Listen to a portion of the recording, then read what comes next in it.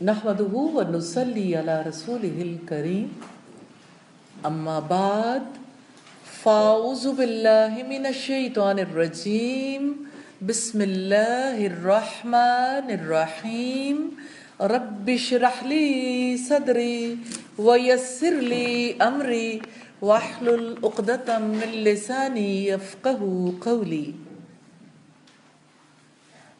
जिंदगी जिससे हमें मोहब्बत है वो जिंदगी तब्दीली चाहती है। हर तब्दीली तरक्की चाहती है। तब्दीली हमेशा इर्तिका का सफ़र तय करने के लिए होती है, और आगे और आगे और आगे लामतनाही सफ़र है तरक्की का, कहीं रुकने वाला नहीं है। और जानते हैं तरक्की से क्या मिलता है? तरक्की से गलबा हासिल होता है। तरक्की गलबे के लिए होती है, एक फ़र्द का गलबा भी, और असलन हर मुसलमान को जो गलबा चाहिए वो उम्मत का गलबा। तरक्की के बगैर गलबा हासिल नहीं होता। आप ये मेन पॉइंट्स ध्यान में रखिएगा। तब्दीली तरक्की चाहती है, तरक्की से गलबा मिलता है, और तरक्की का रास्ता तब्दीली है। तरक्की तब्दीली के बगैर नहीं आती, और तरक्की के रास्ते पर चलने का तरीका रब्बानी है। रब्बुल इज़्ज़त ने ये तरीका बताया है। जानते हैं तरक्की की क्या बात है अल्लाह की किताब में? इन्नल्लाह ला युगय्यिरु मा बिक़ौमिन हत्ता युगय्यिरु मा बिअनफुसिहिम। बेशक अल्लाह ताला किसी कौम के हालात नहीं बदलता, लोगों के हालात को नहीं बदलता, जब तक कि वो अपने हालात को खुद बदलने की कोशिश न करें। इकबाल ने कहा, खुदा ने आज तक उस कौम की हालत नहीं बदली। शेर कंप्लीट करेंगे? न हो जिसको ख्याल आप अपनी हालत के बदलने का। खुदा ने आज तक उस कौम की हालत नहीं बदली, न हो जिसको ख्याल आप अपनी हालत के बदलने का। अब मुझे ये बताइए, तब्दीली कहाँ से आती है? खुद को बदलने से। और अंदर की तब्दीली का आगाज, इंसान की तब्दीली का आगाज कहाँ से होता है? इकबाल के अल्फाज में ख्याल से। न हो जिसको ख्याल आप अपनी हालत के बदलने का, सोच से। तो अल्लाह पाक की किताब से हमें क्या पता चला? तब्दीली का मनहज क्या है? तब्दीली का तरीकाकार क्या है? खुद को बदलना। खुद को कैसे बदलेंगे? ख्याल बदलेगा तो जिंदगी बदल जाएगी। ख्याल, जिसको आप सोच और फिक्र भी कह सकते हैं। लेकिन जब हम तब्दीली की दुनिया में देखते हैं, जैसे अखलाक की तब्दीली के लिए हाफिज इब्ने क़य्यिम कहते हैं कि इंसान के अंदर कोई एक ख्याल नहीं, खवातिर आते रहते हैं। खवातिर, ख्यालात को खवातिर भी कहते हैं। इंसान के अंदर खवातिर आते रहते हैं, और ये खवातिर इंसान के जहन के साथ उस वक्त चिपक जाते हैं जब इंसान उसके बारे में तवज्जो ना करे, गौर ना करे, तो उसे पता नहीं चलता, हर चीज़ आके चिपकती रहती है। जैसे आप यूँ समझे, आंधी आती है तो फिर क्या होता है? कोई चाहता है कि मेरा घर मैला हो जाए, उसमें मट्टी भर जाए, लेकिन घर मट्टी मट्टी हो जाते हैं। यही हाल खवातिर का है, ख्यालात का। अगर आप किसी ख्याल पर पाबंदी नहीं लगाते, कोई दरीचा, कोई दरवाज़ा ऐसा नहीं होता जिसको साहिब शऊर अफराद बंद ना करना चाहता आंधी आने में। क्या आप कहते हैं, इतनी आंधी, इतनी اتنا زیادہ مٹی ہے، اتنی گرد ہے، بچا لو جتنا بچا سکتے ہیں۔ ابلیس کا طریقہ واردات ہی یہی ہے۔ یہ میں بری تبدیلی کی مثال دے رہی ہوں۔ ابلیس کا طریقہ واردات یہ ہے کہ وہ انسان کے ذہن کے اندر خیال ڈالتا ہے اور چھپ جاتا ہے، پھر وہ دیکھتا ہے کہ اس کو تو پتہ ہی نہیں چلا، وہ پھر ڈالتا ہے، وہ پھر ڈالتا ہے، پھر ڈالتا ہے، پھر ڈالتا ہے، حتیٰ کہ انسان کے اندر پوری فلم چلنے لگ جاتی۔ پھر انسان کو لگتا ہے گویا یہی میرے دل میں ہے۔ وہ خیال اب حافظے کے ساتھ چپک گیا اور انسان کو لگا یہی میری زندگی کی سب سے بڑی خواہش ہے، یہی میرا دل چاہتا ہے، یہ خواہش ہے۔ لیکن ہزاروں خواہشیں ایسی کہ ہر خواہش پہ دم نکلے، انسان کا دم بھی نکل رہا ہو تب بھی خواہش سے زندگی نہیں بدلتی، چاہے بری تبدیلی بھی ہو۔ جیسے انسان کے اندر بری تبدیلی ابلیس کی وجہ سے آتی، ایسے ہی اچھی تبدیلی ہمیشہ نیکی کی کال دینے پر آتی ہے۔ یہ کال، یہ دعوت فرشتے دیں یا انسان دیں، یہی کال تو تھی جو محمد رسول اللہ صلی اللہ علیہ وسلم نے دی تھی، سارے انبیاء نے دی تھی، نیکی کی کال۔ تو نیکی کی کال جو ہے یہ ایکسٹرنل عمل ہے۔ باہر سے جب کال دی جاتی ہے تو اس کال کو جو قبول کر لیتا ہے تو کال اندر جگہ بنا لیتی ہے، ایک بار، دو بار، تین بار، حتیٰ کہ کال مسلسل انسان کے اندر گھومنے لگ جاتی، انسان غور و فکر کرنے لگتا ہے، پھر جب وہ اسے قبول کر لیتا ہے تو وہی نیکی کرنا اس کی خواہش بن جاتی ہے، لیکن خواہش سے کبھی عمل وجود میں نہیں آتا۔ جب کوئی چیز ذہن کے ساتھ چپک جاتی ہے اور انسان کو لگتا ہے کہ یہ میری شدید خواہش ہے، تو ایک سٹیج ایسی آتی کہ انسان کہتا ہے اب کر ڈالنا ہے، یہ جو کر ڈالنا ہے، اب کر ڈالنا، یہ ارادہ ہے۔ خواہش تیسرے نمبر پر ارادے تک پہنچتی ہے اور عمل ارادے سے وجود میں آتا ہے۔ کوئی عمل ارادے کے بغیر نہیں ہوتا۔ نادانستہ نہیں ہے، دانستہ، دانستہ طور پر نیکی کا عمل وجود میں آئے تو اسے نیکی کہتے ہیں۔ اور میں نے دانستہ کی بات کی ہے نا، اس کو آپ اصطلاحی طور پر نیت کہہ سکتے ہیں۔ اور رسول اللہ صلی اللہ علیہ وسلم کے الفاظ میں دیکھیں، انما الاعمال بالنیات، بے شک اعمال نیتوں سے۔ تو اب اگر آپ عمل کی بات دیکھیں، تبدیلی کا عمل ہے تو اس عمل کے پیچھے کیا چاہیے؟ سب سے پیچھے کچھ چیزیں ہیں نا جس کو جو چاہیے، کنٹینیوس کال، مسلسل مسلسل مسلسل نیکی کی کال دیتا رہے کوئی۔ اسی لیے رب العزت نے فرمایا نا والعصر ان الانسان لفی خسر الا الذین آمنوا وعملوا الصالحات وتواصوا بالحق وتواصوا بالصبر۔ زمانے کی قسم، انسان یقیناً خسارے میں ہے سوائے ان لوگوں کے جو ایمان لائے، جنہوں نے نیک عمل کیے، جو آپس میں ایک دوسرے کو حق اور صبر کی تلقین کرتے رہے۔ اس کا مطلب یہ ہے کہ جو بھی دوسرے کو نیکی کی تلقین نہیں کرتا، بھلے سے اسے پتا ہو، جو تلقین نہیں کرتا وہ خسارے میں۔ اور جس سوسائٹی میں تلقین نہیں ہوتی نیکی کی، ایک دوسرے کو جمانے کا کام نہیں ہوتا، نیکی پر جمانے کا نام صبر ہے، تواصو بالصبر ہے۔ نیکی پر جمانے کی تلقین کرنا، وصیت کرنا نیکی کی۔ جب کسی کے قدم ڈگمگا رہے ہوں تو آپ تلقین کریں، تو اس کا مطلب یہ ہے کہ جس سوسائٹی میں کنٹینیوس ایک دوسرے کو حق کی بات بتائی جاتی ہے، حق کی تلقین کی جاتی ہے، جمانے کی کوشش کی جاتی ہے، وہاں نیکی دلوں کے اندر جم جاتی ہے۔ نیکی کی تلقین کیا کام کرتی ہے؟ یہ بھی ایک طوفان ہے جو انسان کے دل کی دنیا میں آتا ہے۔ اس کی وجہ سے ریاکشنز بھی سامنے آتے ہیں، بعض اوقات انسان بھاگتا بھی ہے، وہ ابلیس بھی تو حملہ کر رہا ہوتا ہے نا، طوفان کوئی یک طرفہ تھوڑی ہوتا ہے۔ اتنی نیکی کی کال دیں، اتنی نیکی کی کال کہ جس انسان کو کال دی جا رہی ہے اسے لگے گویا یہی میرے دل میں ہے، یہ خواہش ہے. اس خواہش سے پھر نیکی کا ارادہ جنم لیتا ہے، اس سے پہلے کوئی ارادہ جنم نہیں لیتا. آپ 1000 کوشش کرتے رہیں، کوئی قرآن پڑھ لے، علم حاصل کر لے، کبھی نہیں کرے گا.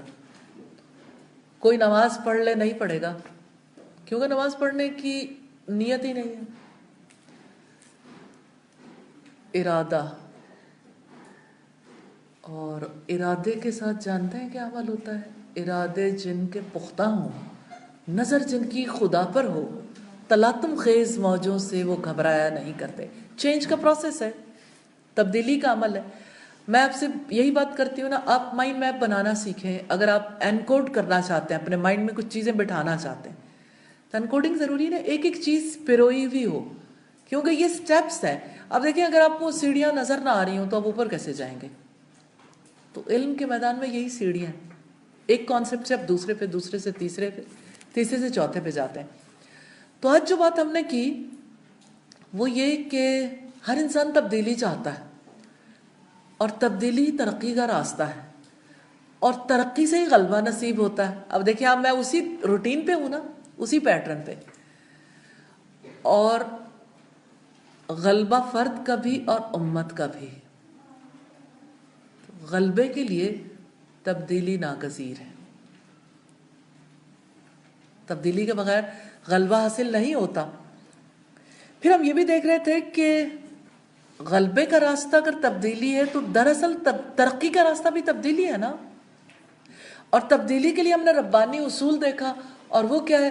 ان اللہ لا یغیر ما بقوم حتی یغیر ما بانفسہم.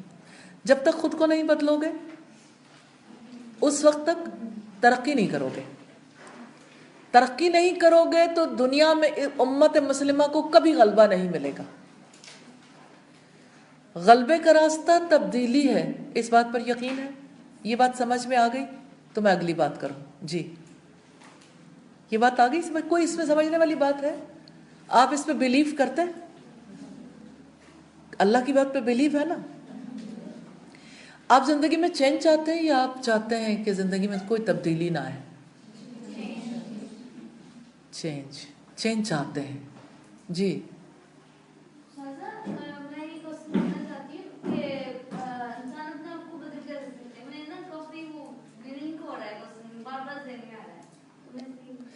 یہی بات تو بیٹا ہم نے کی ہے کہ خیال سے بدلے گا.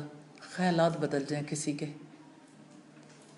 جب تک خیالات نہیں بدلتے نا اس وقت تک تبدیلی نہیں آتی. آج ہم اسی پروسیس پہ بات کر رہے ہیں، چینج کا پروسیس ہے جس کو ڈسکس کریں گے تھوڑی دیر. ہم اسے تھوڑی سی دیر کے بعد دیکھ لیتے ہیں، ٹھیک ہے؟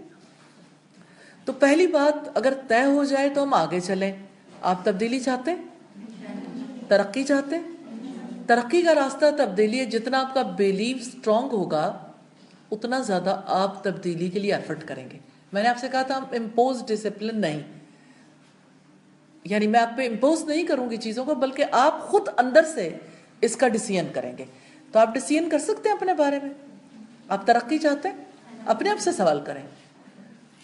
ترقی غلبے کا راستہ ہے. کون ہے جو دنیا میں ذلیل ہو کے رہنا چاہتا؟ لیکن آج امت مسلمہ ذلت اور رسوائی کی زندگی گزار رہی ہے نا. اس ذلت اور پستی کی زندگی کو اگر غلبے تک لے جانا ہے تو پھر غلبہ یوں ہی نہیں ملے گا. غلبے کا راستہ تبدیلی، اور تبدیلی کہاں سے آئے گی؟ خود اپنے آپ کی تبدیلی سے. ٹھیک. اور ہم نے اس آیت کے حوالے سے دیکھا کہ ترقی اور ترقی کے لیے تبدیلی ناگزیر ہے، یہ بات. اور تبدیلی کس کی؟ فرد کی. ہر فرد کی تبدیلی ضروری ہے. تو ذلت آمیز زندگی پر راضی ہو جانا تبدیلی مانگتا ہے. راضی ہونے کی وجہ سے تبدیلی نہیں آتی. ذلت کا احساس دلانا ضروری ہے کہ ذلت سے کوئی نکلنا چاہے گا تو وہ سربلندی چاہے گا نا. تو جس کو پتہ ہی نہیں کہ میں کتنا ذلیل و رسوا ہو گیا زمانے میں، اور امت کتنی ذلت و پستی میں ہے اس وقت، وہ کیسے امت کے حالات کو تبدیل کرنے کے لیے اٹھے گا؟ سب سے زیادہ تکلیف دہ صورتحال یہ ہے کہ یہ امت ذلت کی زندگی پر مطمئن ہو گئی ہے، راضی ہو گئی. اب جو امت کے حالات کو بدلنا چاہتے ہیں وہ خود کو بدلیں گے. وہ ذلت اور پستی پہ کبھی راضی نہیں رہیں گے کہ ہم نے ذلیل ہو کے نہیں جینا، سر اٹھا کے جینا سیکھنا. دوسری بات یہ ہے کہ اس امت سے آگے بڑھنے کا جذبہ مفقود ہو گیا ہے، سبقت لے جانا نہیں چاہتے. تو دوسرا بڑا کام جو کرنے والا ہے، جو تبدیلی مانگتا ہے، آگے بڑھنے کے لیے جذبے دلانا. آگے بڑھنے کا جذبہ جب کسی قوم کے اندر پیدا ہو جاتا ہے تو تبدیلی چاہتا ہے، وہ تبدیل ہونا چاہتا ہے. تبدیلی اس کے لیے ناگزیر ہو جاتی ہے جو آگے بڑھنا چاہتا ہوں، جو اپنی ذلت پر اور اپنے پیچھے رہ جانے پہ راضی ہو. وہ تبدیلی نہیں چاہتا. چینج ناگزیر ہے، تبدیلی ناگزیر ہے. آپ تبدیلی چاہتے ہیں تو پھر یہ طے کر لیجئے کہ زمانے میں ذلت کی زندگی نہیں گزارنی، نہ اس امت کو ذلت و پستی میں مبتلا ہوتے دیکھنا. اس امت کی ذلت کو دور کرنے کے لیے ایفرٹ کرنی اور اس امت کے غلبے کے لیے ایفرٹ کرنی ہے. اور ایفرٹ کرنے کا راستہ، سب سے بڑا راستہ یہ آپ بدل جائیں. آپ بدلیں گے تو امت میں تبدیلی آئے گی انشاءاللہ تعالی. تیسری بات یہ ہے کہ حالات بدلنے اور بندشوں سے آزاد ہونے کے لیے تبدیلی ناگزیر ہے. کیا آپ چاہتے ہیں کہ یہ حالات بدل جائیں، ذلت والے حالات؟ کیا آپ یہ چاہتے ہیں کہ یہ امت مسلمہ سب سے زیادہ دنیا میں پاورفل امت ہو؟ اگر آپ اپنے اندر جھانک کے دیکھیں گے تو ابھی وہ والی بات نہیں ہے، کیونکہ ابھی پتہ نہیں ہے، سمجھ نہیں ہے. لیکن اس کا مطلب یہ ہے کہ آپ تبدیلی کے جس راستے پر ہیں تو صرف خود کو نہیں بدلنا، امت کے حالات کو بدلنے کے لیے اسٹرگل کرنی. ہم میں سے ہر ایک کی ایفرٹ، اور جتنے افراد تک آپ اسلام کی کال دیں گے، ہر ایک کی ایفرٹ امت کی تبدیلی کے لیے ہوگی انشاءاللہ تعالی. تو یہ ایک فرد کی تبدیلی نہیں ہے، یہ امت کے حالات کی تبدیلی. لیکن ایک فرد بھی اگر ہرا سے اتر کر آتا ہے تو دنیا کا مزاج بدل جاتا ہے. ایک فرد کم نہیں ہوتا اگر وہ پختہ عہد اور ارادہ کر لے. ایک اکیلا ہوتا ہے، 2 11. گلہ بانی کا معاملہ اپنانا اس لیے ضروری ہے کہ اکیلے نہیں رہنا، گلہ بنا کے رہنا. چینج کے لیے گلہ بانی بہت ضروری ہے نا. ہم نے اسی لیے انیشلی اسے دیکھا تھا کہ کل چینج کیسے آئی تھی. چرواہا بن کے آپ چرواہے بن جائیں. میں نے ایک ماں کو دیکھا، انہوں نے اپنی چھوٹی بچی، ان کی بچی کی عمر 6 سال تھی، اس کو 4 اسٹوڈنٹ لے دیے. وہ خود قرآن پڑھ رہی تھی بچی، اس سے کہا کہ آپ حفظ کرنا شروع کیا آپ نے، جو آپ حفظ کر رہی ہو اس کو بھی سکھاؤ، ساتھ یہ بھی ریوائز کرے گی. الحمدللہ میں ماں کی ذہانت پہ حیران ہوں. ٹیچ کرو، 1 کو ٹیچ کر لو، 2 کو کر لو، 4 کو کر لو. That is up to you کہ آپ کتنے لوگوں کو وہ چیز سکھا سکتے جو آپ سیکھ رہے ہیں. مثال کے طور پر جو ہم یہاں سیکھ رہے ہیں، کیا آپ آگے کسی کو سکھا سکتے ہیں؟ اپنی ماں، بہن، دوست، نیبر، کسی کو سکھا سکتے ہیں؟ اچھا چلیں، اگر آپ کو خود سکھانا مشکل لگتا ہے، کسی کو سنوا سکتے ہیں؟ کوئی چیز کسی کو سنوا سکتے ہیں؟ شیئر کر سکتے ہیں اپنے ایکسپریشنز؟ تو اگر آپ امت کے بارے میں کوئی خواب نہیں دیکھیں گے تو آپ خود بھی نہیں بدلیں گے. آپ جتنا بڑا خواب دیکھیں گے اتنی بڑی تبدیلی آپ کے اندر آئے گی، کیونکہ آپ امت کا حصہ سمجھیں گے نا اپنے آپ کو. پھر امت کی تبدیلی کے لیے آپ ایفرٹ کریں گے. تو اس امت سے آگے بڑھنے کا جو خواب ہے وہ چھن گیا. مغلوبیت پر راضی ہو گئی، ذلت پر راضی ہو گئی، حالت بدلنا نہیں چاہتے. جو ہے جیسے ہے کی بنیاد پر بس ذلت کی زندگی ہو یا عزت کی، بس وہ زندگی گزارنا چاہتے ہیں. یہ زندگی سے محبت نہیں ہے. کتنی قیمتی بات تھی جو ٹیپو سلطان نے کہی، شیر کی 1 دن کی زندگی گیدڑ کی 100 سال کی زندگی سے بہتر ہے. یعنی بہادری کی زندگی جو ہے. اور گلہ بانی کیا سکھاتی ہے؟ بہادری، کیونکہ اپنے گلے کی حفاظت کرنی پڑتی ہے نا. تو غلبے اور اقتدار کا راستہ حالات کو بدلنے کا اور بندشوں سے آزاد ہونے کا راستہ ہے، اور اس کے لیے اپنے آپ کو تبدیل کرنا ضروری ہے۔ رب العزت نے رسالت کا سلسلہ اسی مقصد کے لیے جاری کیا تھا۔ سورہ الفتح میں رب العزت نے فرمایا هو الذی ارسل رسولہ بالہدی ودین الحق، وہ ذات ہے جس نے اپنے رسول کو ہدایت اور دین حق کے ساتھ بھیجا۔ جانتا ہے کیوں رسول کیوں آئے تھے؟ لیظہرہ علی الدین کلہ، تاکہ وہ اسے ساری دنیا کے نظاموں پر، سارے ادیان پر غالب کر دیں،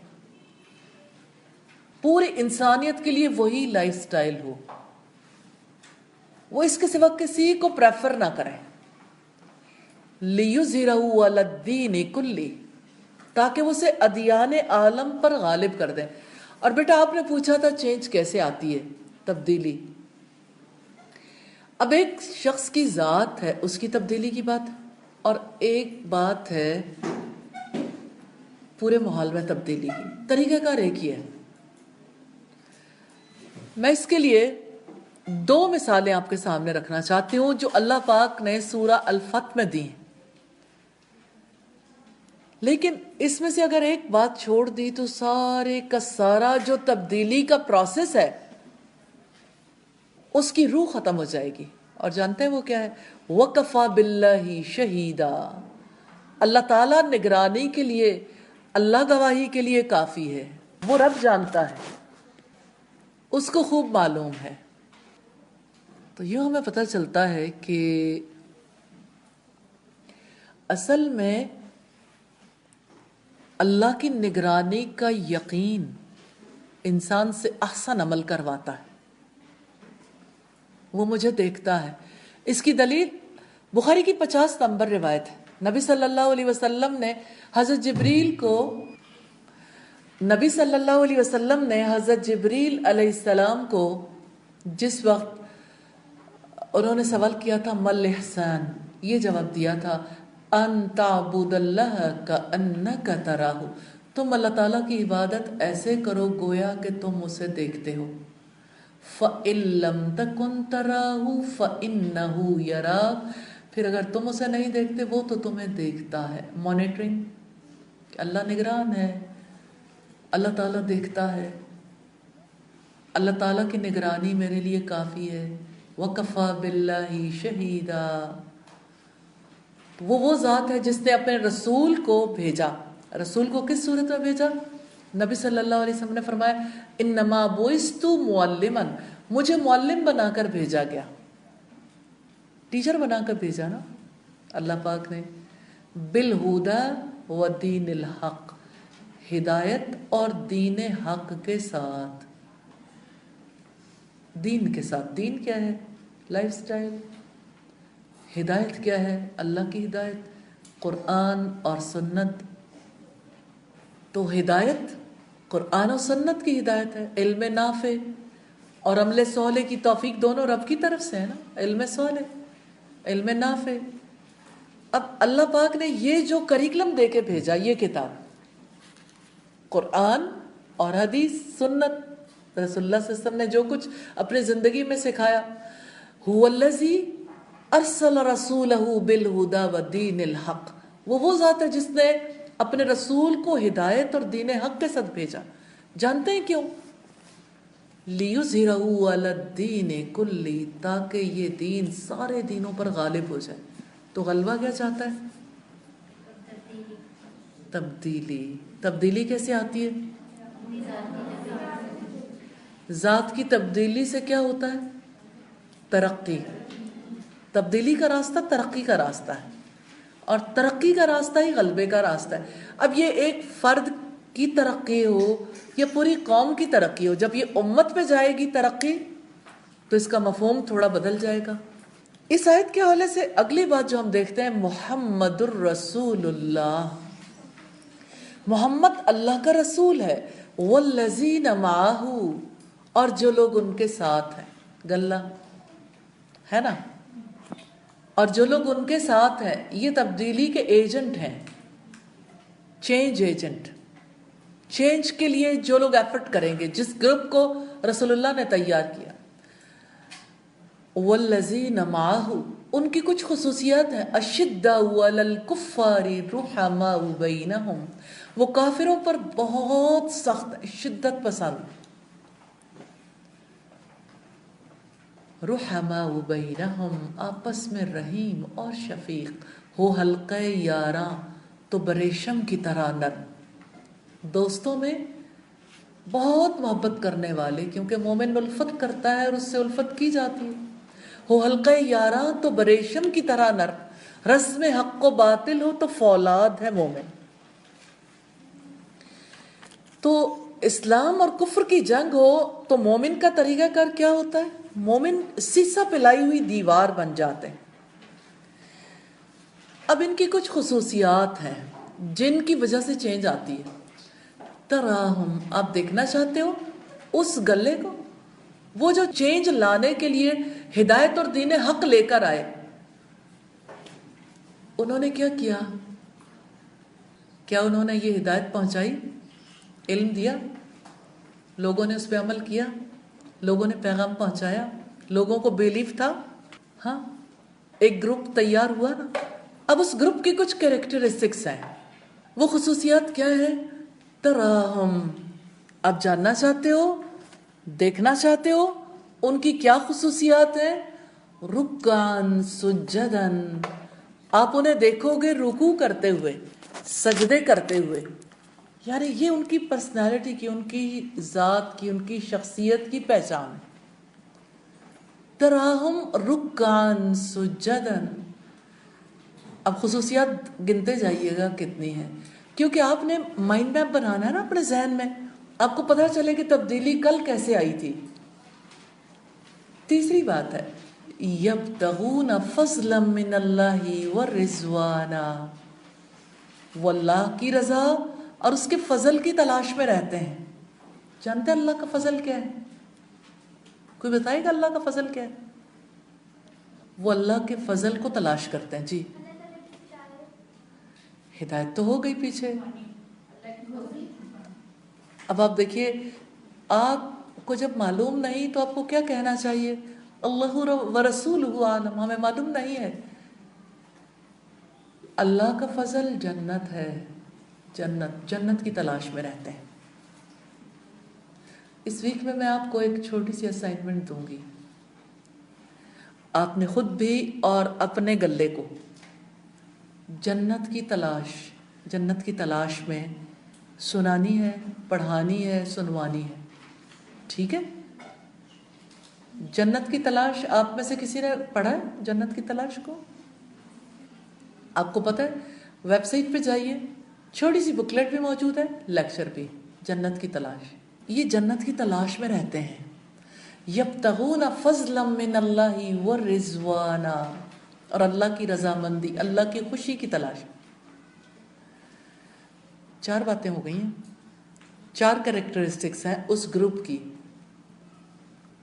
سیماہم فی وجوہہم من اثر السجود، ان کے چہروں پر سجدوں کے اثرات سے علامات ہیں. عاجزی، تواضع ہے ان میں. 5 چیزیں ہیں، 5 خصوصیات بتائی ہیں اس گروپ کی. ذالک مثلہم فی التوراۃ، یہ ان کی مثال تورات میں ہے. ومثلہم فی الانجیل، اور ان کی مثال انجیل میں یوں ہے. چینج ہے نا. اب یہ چینج، ایک پہلی چینج کس میں؟ ایک فرد میں، لیکن یہ گروپ کا حصہ ہے، پورے بڑے گروپ کا حصہ ہے نا. وہ گروپ کس کا ہے؟ محمد الرسول اللہ صلی اللہ علیہ وسلم کا، جن کو اللہ پاک نے کہا ہے والذین معہ، اور جو لوگ ان کے ساتھ ہیں. آپ رسول اللہ کے ساتھ ہیں؟ آپ کیسے ساتھ ہیں؟ آپ تو کسی اور صدی میں ہیں، اور رسول اللہ صلی اللہ علیہ وسلم کسی اور صدی میں تھے. آپ کیسے ان کے ساتھ ہیں؟ ہم ان کے مشن کو اپنا چکے ہیں. جس مقصد کے لیے رسول اللہ زمانے میں آئے تھے کہ لوگوں تک اللہ کے پیغام کو پہنچائیں، اس کے لیے انہوں نے علم بھی سیکھا، عمل بھی کیا، گروپ بھی تیار کیا، انہوں نے پیغام پہنچایا. اب جن کو انہوں نے سکھایا تھا وہ آگے پہنچاتے چلے جا رہے ہیں الحمدللہ. تو اگر آپ نے بھی اپنی زندگی کا مشن بنا لیا، اور اگر نہیں بنایا تو بنا لیجئے. تو اگر آپ نے بھی اپنی زندگی کا مشن بنا لیا تو اس کا مطلب یہ ہے کہ آپ بھی اس مشن پر ہیں. آپ بھی اس مشن پر ہیں، اور آپ اس مشن پر ہونے کی وجہ سے رسول اللہ کے ساتھ. جس کسی کو یہ سعادت نصیب ہو جائے وہ کتنا خوش نصیب ہے. پھر یہ 5 خصوصیات اپنے اندر پیدا کرنی ہے. رکوع، سجدے، واسجد واقترب. اللہ کے قرب کے لیے ضروری ہے نا. رکوع عاجزی کی حالت بھی ہے، اللہ کے فضل کو تلاش کرنا، یعنی زندگی میں ہر کام جنت جانے کے لیے کرنا اور اللہ کو خوش کرنے کے لیے. اور تواضع، عاجزی سجدے کرنے والوں کو نصیب ہوتی ہے. جو اللہ کو سجدہ کرتے ہیں وہ کسی اور کو سجدہ نہیں کرتے، کسی اور کے آگے نہیں جھکتے. ان کے اندر ذلت نہیں رہتی. چینج آتی ہے نا، یہ چینج ہے.